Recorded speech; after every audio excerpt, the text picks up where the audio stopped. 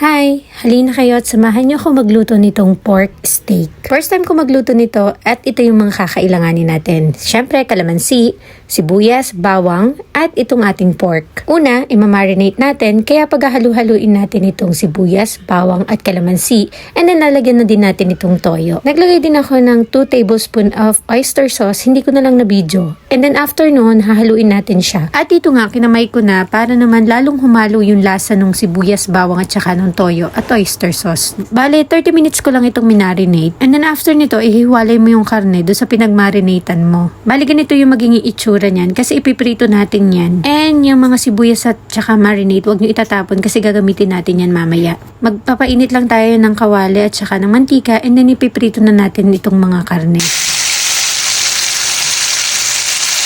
Para sa akin, hindi ko siya itinose. Niluto ko lang talaga yung karne na parang ganyan. Dapat talaga ipiprito ko lang itong mga karning to. Eh naisip ko na itry ko kayang magluto ng pork steak na paborito ng mga anak kong bilhin namin doon sa Tanwanam. Eh nung nakita ko na napakadali lang pala niyang gawin. Kapag okay na, naprito ng lahat yung mga karne, pwede na natin igisa itong sibuyas at saka bawang. Tapos kapag golden brown na siya, pwede na nating ilagay itong mga pinirito nating karne. Mas maganda kung ilalatag nyo siya ng ganyan para manood talaga yung sa pag pinakuluan natin. Inilagay ko na nga yung pinagmarinatan natin kanina. Then dinagdagan ko lang ng konting tubig. Tapos pakukuluan lang natin at tatakpan. Pagkalipas ng 5 minuto, nilagyan ko lang ng salt and pepper to taste.